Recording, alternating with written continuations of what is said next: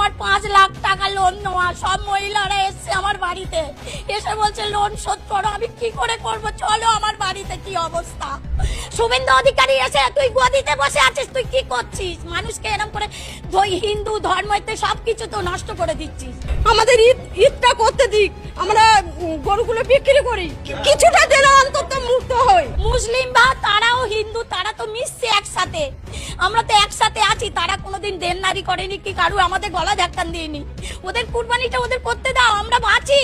আমার মতন মহিলা, আমি মহিলা সমিতি থেকে 5 লাখ টাকা নিয়েছি, চলো আমার ব্যাংকে সব আমি জমা দিই, সুদ আসল। কি অবস্থা হচ্ছে, আমার স্বামী ভ্যান কাটে, ভ্যান চালায়, আমরা এইভাবে বাঁচি। তাহলে আমাদের বাচ্চা কাচ্চা সব আছে, তাহলে আমরা কি করে খাবো? আমাদের আর ঘুম নেই, রাত্রে ঘুম নেই, চিন্তায় মাথা খারাপ হয়ে যাচ্ছে। আমরা কি করব? কিছুই করার উপায় নেই, কিছুই খুঁজে পাচ্ছি না। আমাদের ঈদটা করতে দিক, আমরা গরুগুলো বিক্রি করি, কিছুটা যেন অন্তত মুক্ত হই। বলুন, গোবরটা ফেলতে বলুন, তারপরে বুঝতে পারবে কতটা কষ্ট। আমার মতন মহিলা, আমি মহিলা সমিতি থেকে 5 লাখ টাকা নিয়েছি, চলো আমার ব্যাংকে সব আমি জমা দিই, সুদ আসল। কি অবস্থা হচ্ছে, আমার স্বামী ভ্যান কাটে, ভ্যান চালায়, আমরা এইভাবে বাঁচি। তাহলে আমাদের বাচ্চা কাচ্চা সব আছে, তাহলে আমরা কি করে খাবো, কি করে করব?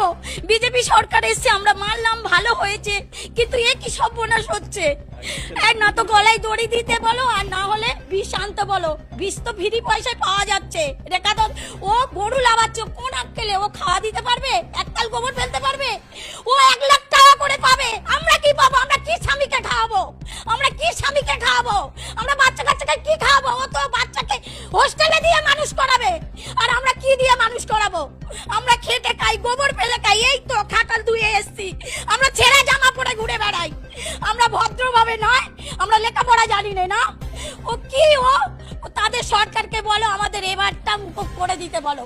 আমার 5 লাখ টাকা লোন নেওয়া, সব মহিলারা এসছে আমার বাড়িতে, এসে বলছে লোন শোধ করো। আমি কি করে করব? চলো আমার বাড়িতে, কি অবস্থা। আমি কি করবো আমি ভেবে পাচ্ছি না। আমার স্বামী রাগে চলে ভ্যান নিয়ে বার হয়েছে বলে আমি কাটালে ঢুকবো না।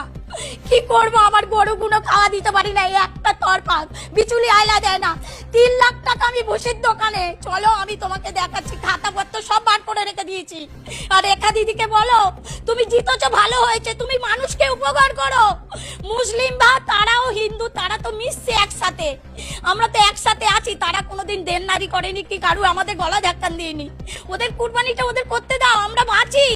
আর না তো এসে ওকে গোবর ফেলতে বলো, গোবর ফেলতে বলো, গোবর ফেললে তাহলে বুঝতে পারবে আমাদের কি অবস্থা। আজ আমার স্বামী ভ্যান কাটে, আমি ব্যবসা চালাই।